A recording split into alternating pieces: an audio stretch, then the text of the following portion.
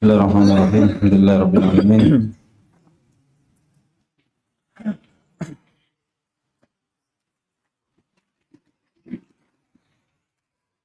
Salatu wassalamu ala Rasulillah wa ala alihi wa sahbihi wa man wala ma ba'd.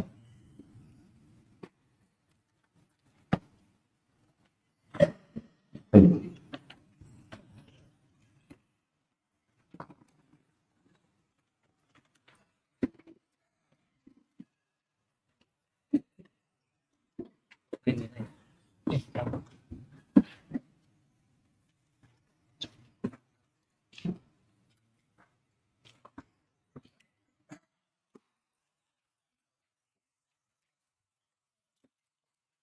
Kita belum menyelesaikan bab yang pertama mengenai kitab Tauhid. Kita masih dalam pembahasan ayat-ayat atau dalil yang disebutkan dalam bab yang pertama. Terakhir di firman Allah Subhanahu wa taala, wa'budullaha wa la tusyriku bihi syai'a.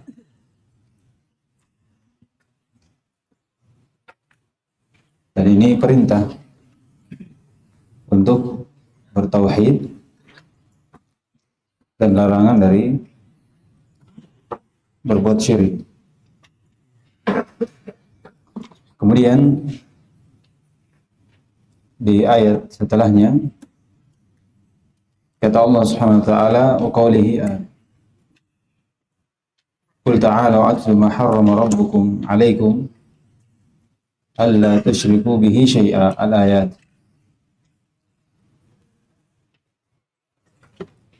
Kata Allah Subhanahu wa taala, katakan Muhammad, kemarilah aku akan bacakan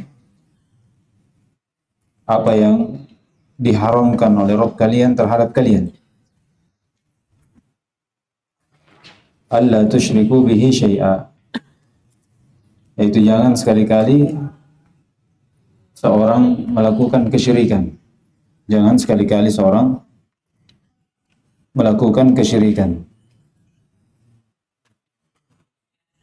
Dan ini sama dengan ayat yang sebelumnya. Keharusan dari larangan berbuat syirik adalah perintah untuk mentauhidkan Allah Subhanahu wa taala. Jadi tentunya seorang yang tidak melakukan kesyirikan, maka dia senantiasa mentaati Allah Subhanahu wa taala dalam bertauhid.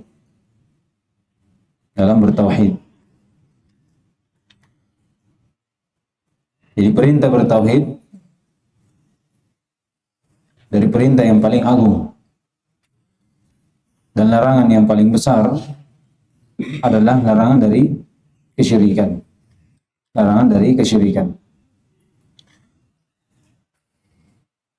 Dan di ayat ini banyak disebutkan dari larangan-larangan dari apa yang Allah Subhanahu wa taala haramkan.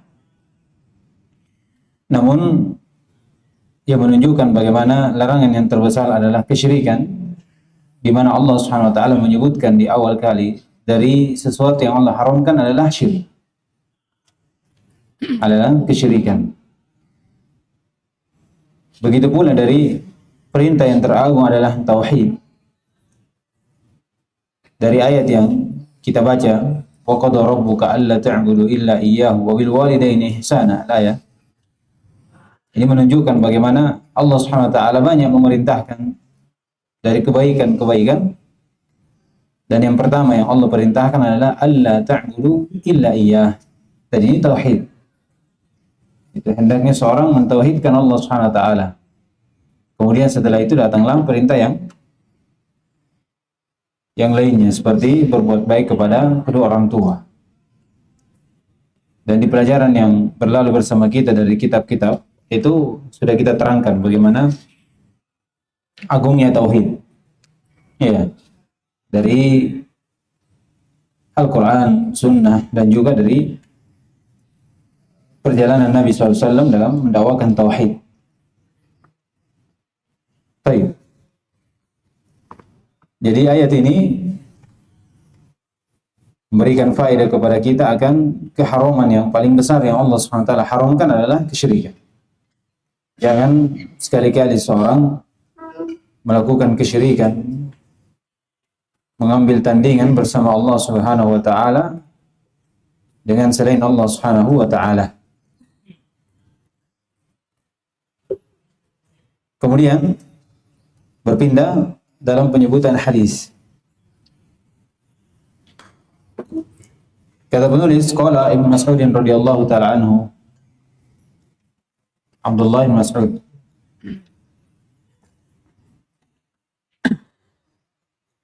kata beliau, man arada an yanzura ila wasiyati Muhammadin sallallahu alaihi wasallam allati 'alaiha khatamu فليقرأ قوله تعالى قل تعالوا أتل ما حرم ربكم عليكم ألا تشركوا به شيئا وبالوالدين إحسانا إلى قوله وأن هذا صراطي مستقيما فاتبعوه ولا تتبعوا السبل.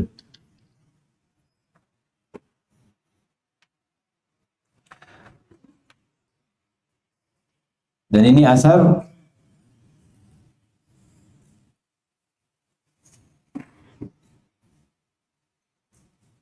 yang diterima dari Abdullah bin Mas'ud ini. Yang dimana berkata Abdullah bin Mas'ud, siapa yang menginginkan untuk melihat kepada wasiat Nabi Sallallahu Alaihi Wasallam, yang dimana di atas wasiat itu terdapat khatamuhu, ya, yaitu bentuk kalau kita tanda tangannya, tempelnya. Memastikan bahwasanya itu adalah wasiat yang penting. Maka dia membaca ucapan Allah Subhanahu wa taala, qul ta'alu atlu ma harrama rabbukum 'alaikum alla tusyriku bihi syai'an wa bil walidaini ihsana.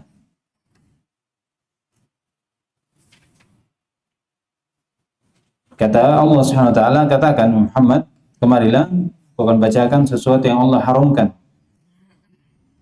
atas kalian. Jangan sekali-kali kalian melakukan kesyirikan, dan kepada orang tua kalian berbuat baiklah. Larangan untuk durhaka kepada orang tua. Sampai kepada firman Allah Subhanahu wa taala, wa anna hadza sirati mustaqiman fattabi'u wa la tattabi'u subul. Wa la tattabi'u subul. Ya, ini sama dengan ayat yang sebelumnya.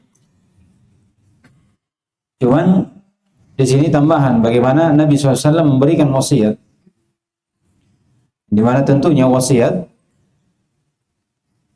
itu, kandungan dari wasiat itu adalah perintah.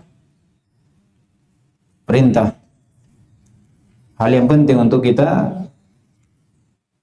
dengarkan, patuhi.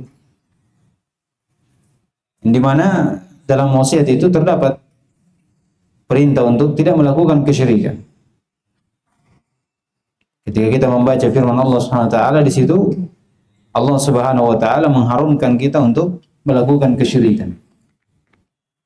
Ya, tentunya sebagaimana kita sebutkan tadi, ya, keharusan dari hal tersebut adalah perintah untuk mentauhidkan, senantiasa mentauhidkan Allah Subhanahu wa taala.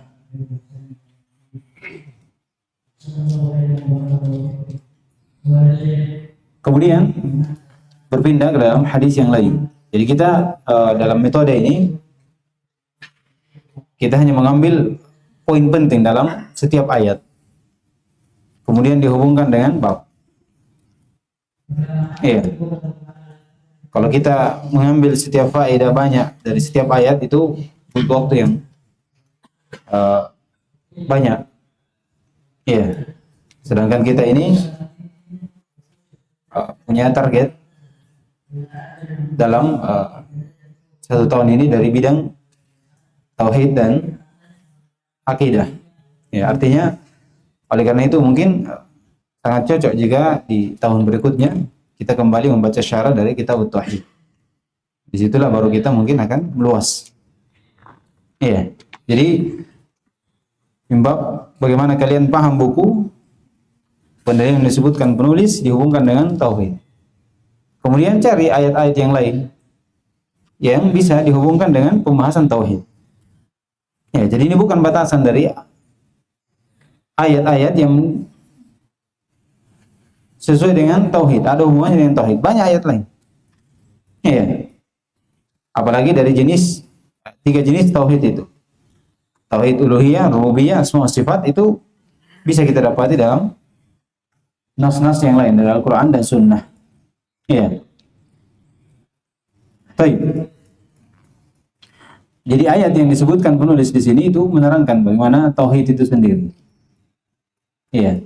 Ada perintah kepada tauhid, kemudian larangan dari kesyirikan yang terkandung padanya, perintah untuk tauhid, dan juga kita mengetahui maksud dari penciptaan manusia, kemudian maksud juga dari diutusnya seorang Rasul. Dan semua itu adalah untuk mentauhidkan Allah Subhanahu wa Ta'ala. Kemudian kata penulis rahimahullah ta'ala, wa an Mu'adz bin Jabal radhiyallahu ta'ala anhu, qala kuntu radifan Nabi sallallahu alaihi wasallam ala himarin. Saya adalah boncengan Nabi SAW di atas keledai, himar. Faqala li, ini jelas ya bagaimana Nabi SAW, ketahuan Nabi SAW, ya, dia membonceng Mu'adz bin Jabal. Di sela-sela dari perjalanan ini, tak kala dia dibonceng, maka Nabi berkata kepada Mu'adz, "Ya Mu'adz, atadri ma haqqullahi 'alal 'ibadi wa ma haqqul 'ibadi 'ala Allah?" Jadi Mu'adz ditanya, apakah engkau tahu hak Allah Subhanahu wa taala terhadap hamba dan hak hamba terhadap Allah Subhanahu wa taala?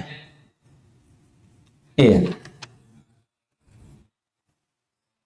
Jadi Allah Subhanahu wa taala punya hak terhadap seorang hamba. Dan hamba pula punya hak terhadap Allah Subhanahu wa taala.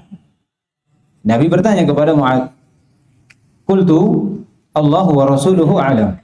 Ya, dia tidak tahu. Jawabannya Allahu wa rasuluhu a'lam. Qala, maka Nabi SAW berkata, "Haqqullahi 'alal 'ibadi ay ya'buduhu wa la yusyriku bihi syai'a. Wa haqqul 'ibadi 'ala Allahi alla yu'adziba man la yusyriku bihi syai'a." Kata Nabi SAW, hak Allah terhadap hambanya adalah wajib untuk seorang hamba beribadah kepada Allah Subhanahu wa taala semata dan tidak melakukan kesyirikan. Tidak mempersekutukan Allah Subhanahu wa taala dengan yang lainnya. Yaitu kewajiban seorang hamba kepada Allah Subhanahu wa taala. Iya. Ya, dari sini kita tahu bahwasanya tauhid ini kewajiban kita dan itu hak Allah Subhanahu wa taala. Dan kesyirikan menjauhi kesyirikan itu kewajiban kita. Dan itu hak Allah Subhanahu wa taala yang harus kita tunaikan. Iya. Kemudian kata Nabi, wa haqqul ibadi Allah. Adapun hak hamba terhadap Allah Subhanahu wa taala adalah alla yu'adziba. Allah Subhanahu wa taala tidak akan mengazab man la yusyriku bihi syai'a. bagi siapa yang tidak melakukan kesyirikan. Iya. Nah, di sini kita bisa mengetahui bagaimana keutamaan seorang yang mentauhidkan Allah Subhanahu wa taala. Tidak melakukan kesyirikan, maka tidak ada azab atasnya. Ya. Maksud dari alla yu'adziba man la yusyriku bihi syai'a ini sebagaimana yang berlalu bersama kita. Jikalau dia adalah seorang yang bertauhid, kemudian dia bukan pelaku dosa besar, ya, maka tentunya Allah Subhanahu wa taala berinya ampunan, maka jelas tidak ada azab atasnya. Tapi kalau dia pelaku dosa besar, kemudian dia tidak bertobat sebelum meninggal dan Allah tidak mengampuninya, maka dia masuk ke dalam neraka, kemudian Allah Subhanahu wa taala tidak akan mengkekalkan dalam neraka. Dikeluarkan darinya kemudian dimasukkan dalam surga. Iya, bisa dipahami? Iya, itu akidah Ahlussunnah wal Jamaah. Akidah Ahlussunnah wal Jamaah. Kalau dia pelaku tauhid, seorang yang mentauhidkan Allah Subhanahu wa taala, namun dia jatuh dalam dosa besar, kemudian meninggal, ya. Jika Allah ampuni dosanya, maka tidak ada azab sedikit pun untuknya. Tapi kalau Allah tidak mengampuni dosanya, maka tentunya Allah Subhanahu wa taala akan mengampuni atau akan memasukkan, kemudian setelah itu Allah Subhanahu wa taala akan mengeluarkan dari neraka dan dimasukkan dalam surga. Iya, jadi kalau dikatakan Allah yu'adzibu man la yusyriku bi syai'a, ini azab ini apakah tidak mengadab sama sekali? Iya, seperti orang yang masuk surga tanpa hisab wala adab. Atau Allah yu'adziba, itu senantiasa Allah Subhanahu wa taala tidak akan mengadabnya dengan mengkekalkan dia dalam neraka. Jadi tempat kembali, dari akhir tempat kembali seorang yang mentauhidkan Allah apa? Surga. Surga. Man laki Allah la yusyriku bihi syai'a dakhala al-jannah. Ya, siapa yang berjumpa dengan Allah tidak melakukan kesyirikan, masuk surga.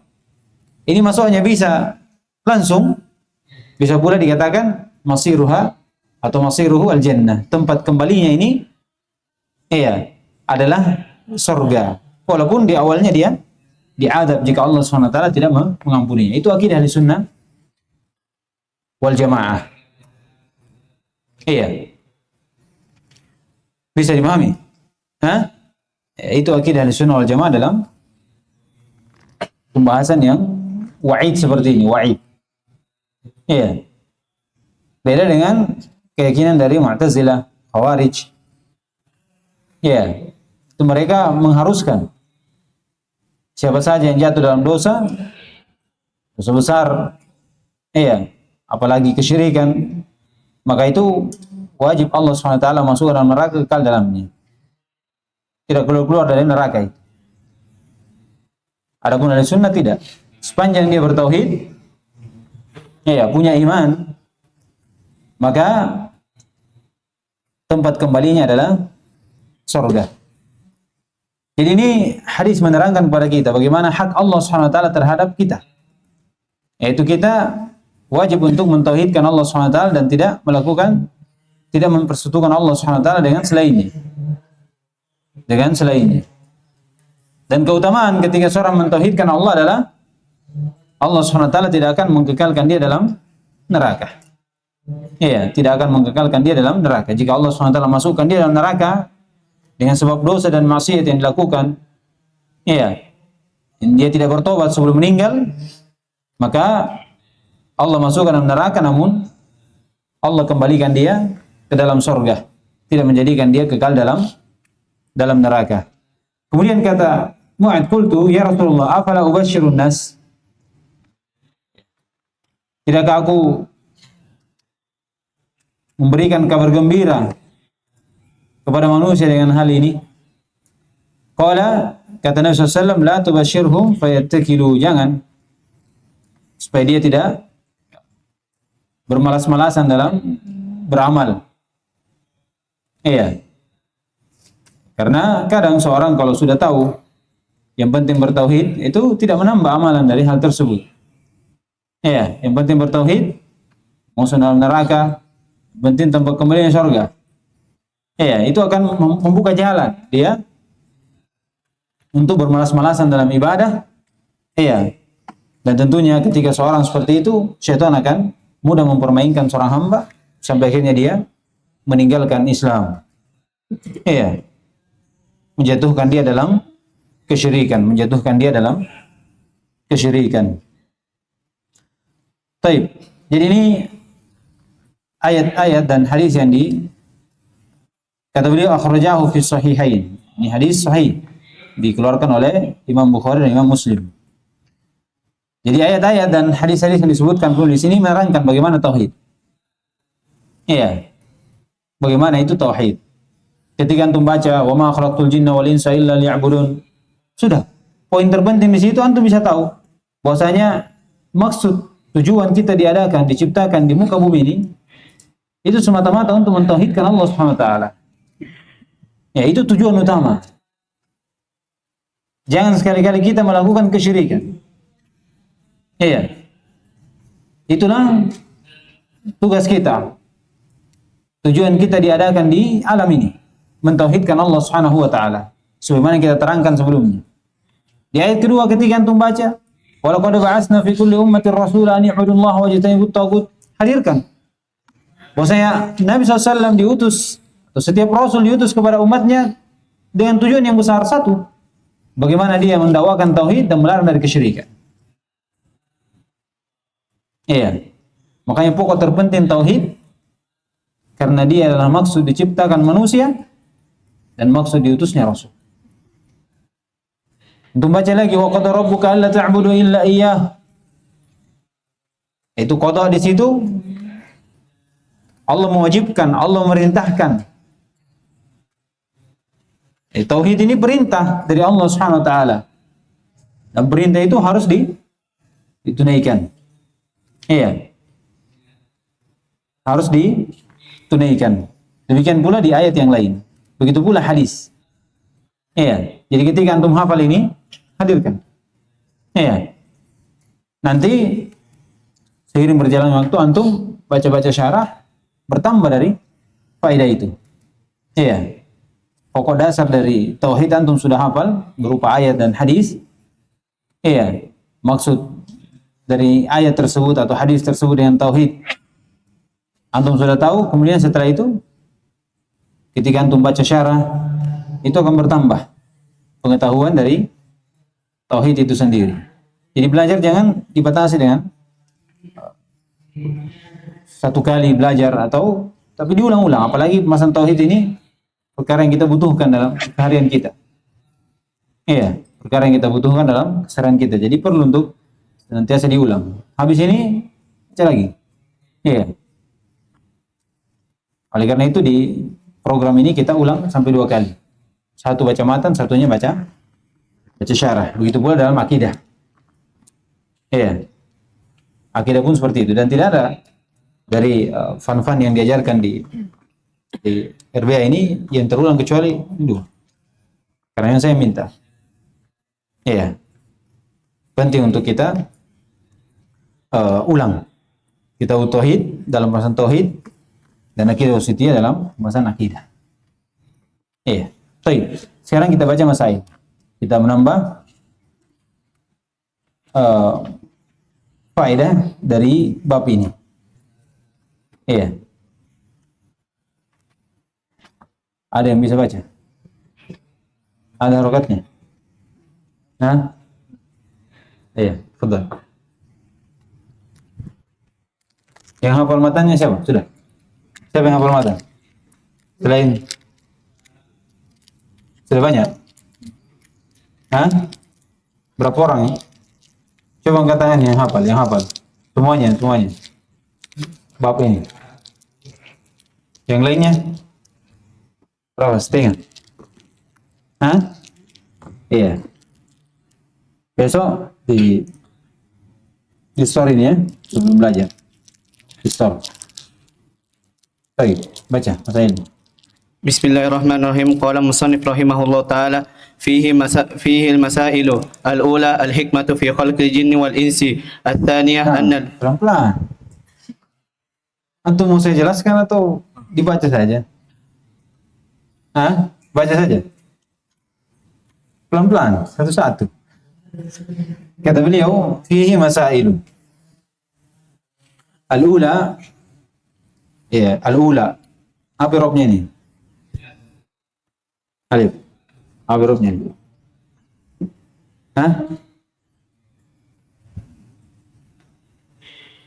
Siapa yang tahu robnya ini?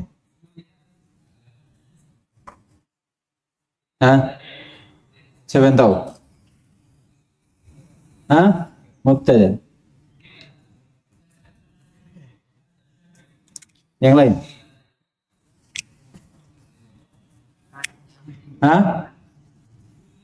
Siapa yang bilang Naat? Mana? Naat, dari mana? Masail. Bagaimana caranya?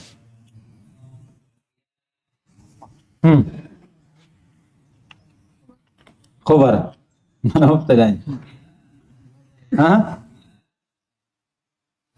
Mahdhuf. Takdirnya.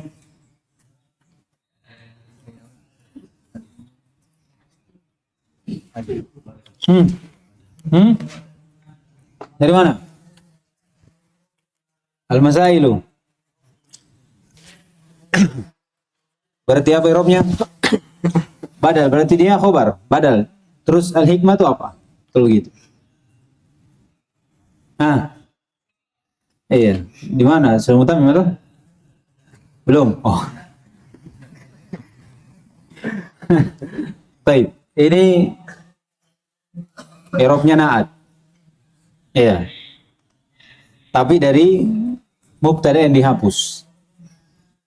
Jadi kalau ditakdirkan fihi masailu, masailun apa ini jamak dari apa? Mas'alah. Ya, itulah masalah yang dihapus. Al-mas'alatul ula al-hikmatu fi khalqil jinni wal ins. Bisa? Bisa? Ya, kalau katakan lahu umurun misalnya. Al-awwal. Itu al-awwal apa? Nah, dari mubtada yang dihapus. Al-amrul awwal. Gitu. Bisa? Paham? Kalau tidak paham sudah. Lewati. Baik, al-ula al-hikmatu fi khalqil jinni wal ins. Ini sudah. Diambil ayat dari mana ini? Faedah dari mana ini? Di ayat wa ma khalaqtul jinna wal insa illa liya'budun. Nah, dua. Ats-tsaniyatu anna al-ibadata hiya at-tauhid li'anna al-khusumata fihi. Iya. Kata beliau, ibadah dalam ayat illa liya'budun itulah tauhid. Oleh karena itu penafsiran illa liya'buduni ay yuwahhiduni. Yuwahhidunani kalau hilang lam. Yuwahhiduni. Iya. Jadi ibadah di situ yang diinginkan tauhid. Bukan sekedar ibadah, salat, puasa dan selainnya. Tapi pokok di situ ibadah adalah tauhid. Apa alasannya? Li'annal khusumata fi. Karena pertikaian pada ibadah tersebut, pada tauhid tersebut. Ya kan? Iya. Tak kala Nabi SAW diutus menjadi Nabi dan Rasul, kemudian mendakwakan tauhid, bagaimana sikap kaum musyrikin? Iya, menyombongkan diri dari menerima dakwah Nabi SAW. Terjadi peperangan jihad karena apa? Tauhid ini. Iya, tauhid ini. Lihat, jadi perkara yang besar adalah mentauhidkan Allah SWT. Inilah menjadi hikmah kita diciptakan. Dan ibadah di situ, kata beliau itu tauhid karena li'annal khusumata fi. Li'annal khusumata fi. Karena di mana terjadi peperangan, jihad, perintahkan jihad, kemudian Nabi SAW diusir dari Makkah, diperintah untuk hijrah, dicela, diberi lakop dan seterusnya. Itu tak kala Nabi SAW mendakwakan apa? Tauhid. Memerintahkan kaum musyrikin untuk meninggalkan sesembahannya dan menjadikan sembahan satu-satunya sembahan yang berhak adalah Allah SWT. Lihat. Iya. Itu kalau tauhid rububiyah didakwakan, ada khusum atau tidak? Tauhid rububiyah ada khusum atau tidak? Tidak ada. Karena mereka meyakini Allah yang mencipta, mengatur, yang memiliki. Tapi tak kali didakwakan kepadanya, tinggalkan sembahan kalian, jadikan doa itu hanya kepada Allah. Jangan menyembelih untuk selain Allah. Iya. Jangan bernadar untuk selain Allah. Barulah mereka murka. Tak kala Nabi SAW mengatakan sembahan mereka tidak memiliki hak, tidak mendengar, tidak menjawab, tidak memberi bahaya, tidak memberi manfaat. Disitulah baru Nabi SAW dicela oleh kaum musyrikin. Yang dimana awal-awal kali berdakwah itu belum. Ya. Bahkan Nabi SAW hidup di tengah-tengah mereka. Tidak ada celaan.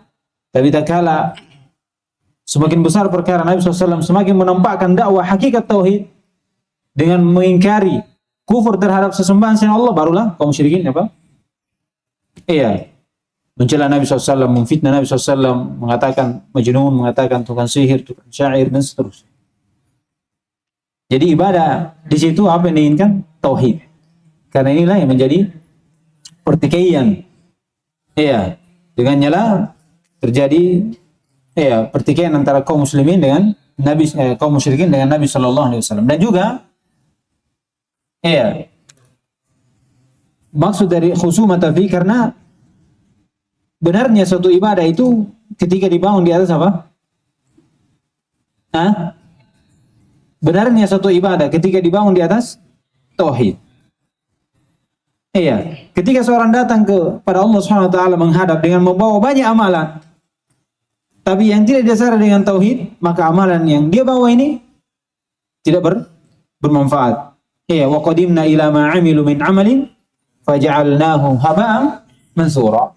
Lihat, tak kala mereka diperhadapkan dari seluruh amalan yang dilakukan, tapi karena tidak dibangun di atas tauhid atau dicampuri dengan kesyirikan, maka kami jadikan amalan itu seperti debu yang berterbangan. Jadi pokok utama adalah apa? Dalam ibadah itu apa? Tauhid. Perbaiki tauhid, tanamkan tauhid dengan yang benar, kemudian bangun di atas tauhid itu ibadah. Bagaimana Nabi SAW menanamkan tauhid kepada sahabat selama berapa tahun mendakwakan tauhid? 10 tahun. Baru setelah itu barulah dibangun di atasnya ibadah yang paling agung. Apa itu? Salat. Makanya lihat bagaimana sahabat. Bagaimana salatnya sahabat, bagaimana ibadahnya sahabat ini. Kata Nabi SAW, la tasubbu ashabi. Lau anfaqa ahadun minkum misla uhudin dhahaban ma balagha nasifahu muddahu aw nasifahu. Dalam sedekahnya sahabat ini sedikit. Sedikit. Dibanding kita menyumbang satu gunung emas, pahala yang kita dapatkan dari sumbangan kita itu belum mencapai setengah mud. Ini satu mud. Satu mud ini. Setengahnya itu tidak sampai pahala kita. Kenapa bisa? Tauhidnya memang bagus. Imannya. Kata Abu Bakar bin Ayyash, ma sabaqana Abu Bakar bikasri salatin wala siyamin wala sadaqatin illa ma waqara fi qalbihi. Dari keimanan. Jadi kalau bagus tauhidnya, maka ibadah yang dibangun di atasnya walaupun sedikit itu akan menjadi besar di sisi Allah Subhanahu wa taala. Makanya pokok pertama adalah perbaiki iman, tauhidnya. Kemudian bangunlah di atas itu apa? Ibadah. Bisa? Paham? Ketiga. Jadi awal-awal memang kita panjang ini. Ini masailnya sampai ada yang 20-an. Kalau ini 24. Di awal-awal ini masailnya banyak. Sampai 5 bab pertama 5 atau 6 bab pertama.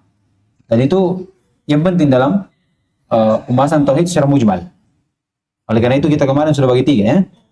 Bagi 3. Nah, terus. الثالثة أن من لم يأتي به لم يعبد الله ففيه معنى ولا أنتم عابدون ما أعبد. Yang ketiga, bahwasanya siapa yang tidak datang dengan tauhid, siapa yang tidak datang dengan tauhid, maka lam ya'budillah, maka hakikatnya dia tidak menyembah Allah. Iya. Dia tidak beribadah kepada Allah Subhanahu wa taala. Jadi siapa yang tidak datang dengan tauhid, dia campurkan dalam ibadahnya kesyirikan, dalam ibadah, dalam doanya dia meminta kepada selain Allah, maka dia hakikatnya tidak mengibadahi Allah Subhanahu wa taala. Iya. Dan ini terdapat padanya makna dari ucapan Allah Subhanahu wa taala, wala antum 'abiduna ma a'budu. Engkau tidak akan mengibadahi siapa yang saya sembah. Iya. Ibadah kalian, iya, kalian tidak akan mengibadahi siapa yang saya sembah. Kenapa? Karena seorang mukmin ketika menyembah Allah Subhanahu wa taala itu dengan mengikhlaskan ibadahnya. Adapun orang musyrik ketika menyembah Allah Subhanahu wa taala itu menggabungkan, menyamakan Allah dengan sesembahan yang lain. Wa minan nasi may yattakhidhu min dunillahi andada yuhibbunahum kahubbillah walladzina amanu asyaddu hubban lillah. Maka tidak akan sama. Tidak akan sama.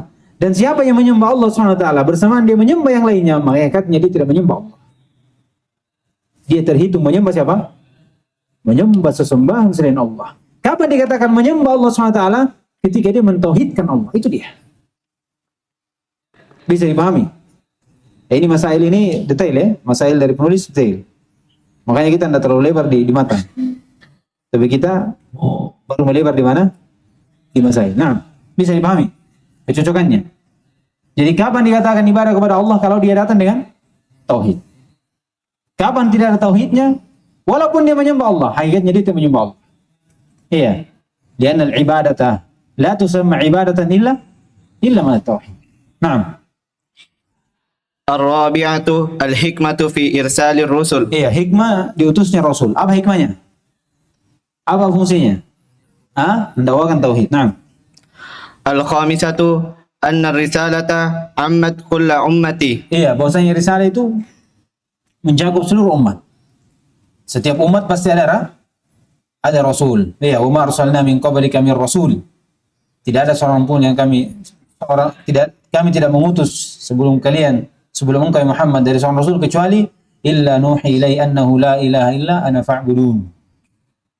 Ya, itu hikmahnya. Dan setiap umat terdapat rasul yang memberikan peringatan, dakwakan kepada tauhid dan melarang dari kesyirikan. Naam. As-sadisatu anna ad-din al-anbiya'i wahidun.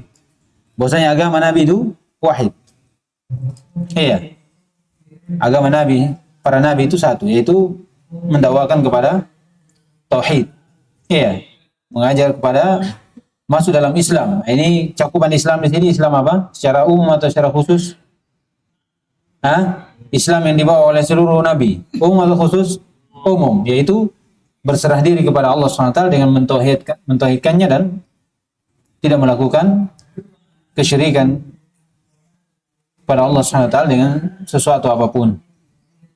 Nah, As-sabi'atu al-mas'alatu al-kabiratu anna al-ibadat Allah la tahsulu illa bil-kufri bit-taghuti fa fihi ma'na qawlihi faman yakfur bit-taghuti wa yu'min billahi faqad istamsaka bil-urwatil wuthqa al-ayah. Iya.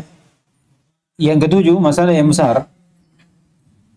Sesungguhnya bahwasanya annal ibadata, peribadatan kepada Allah SWT la tahsulu illa bil kufri bit taghut.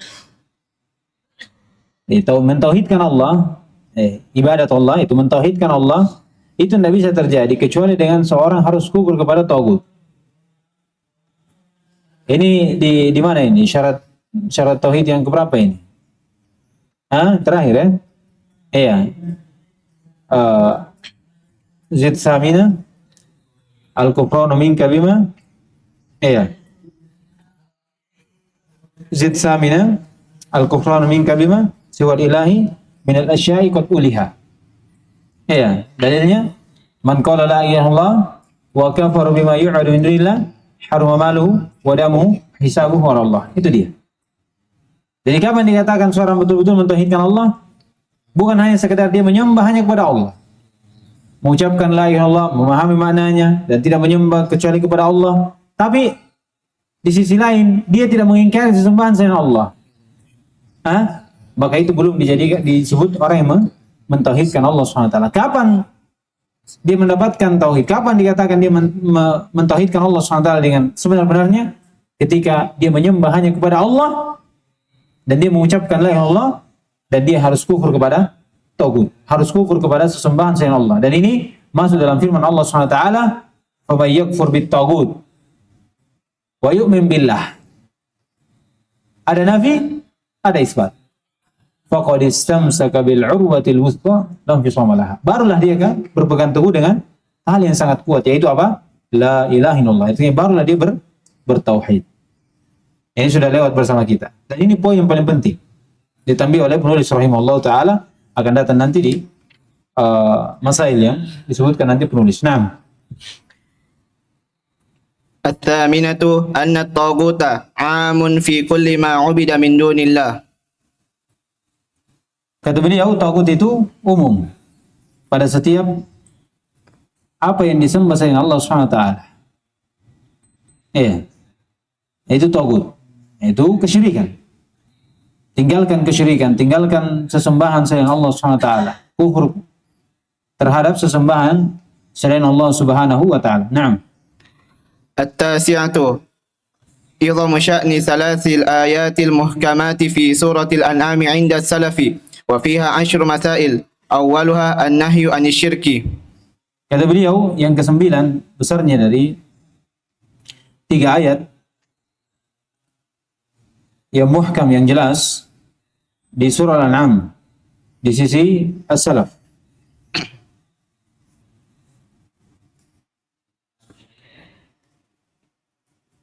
Qul ta'alu atlu ma harrama rabbukum 'alaikum alla tusyriku bihi syai'a. 3 ayat ini, kata beliau, di dalam ayat tersebut, di surah tersebut, di 3 ayat ini terdapat 10 masail. Dan masail yang pertama yang disebutkan, dan ini yang paling agungnya, adalah larangan dari kesyirikan. Menunjukkan bagaimana larangan yang terbesar itu adalah kesyirikan. Allah SWT menyebutkan dari 10 masail, yang pertamanya adalah melarang dari kesyirikan. Nah, Al-ashiratu al-ayatul muhkamatu fi suratil Isra wa fiha 18 mas'alah. Bada'aha Allah biqaulihi la taj'al ma'allahi ilahan akhar fataqa'uda madhmuman makhzula. وختمها بقوله ولا تجعل مع الله إلها آخر فتلقى في جهنم ملوما مدحورا. ونبهنا الله سبحانه على عظم شأن هذه المسائل بقوله ذلك مما أوحى إليك ربك من الحكمة. Nah, yang ke-10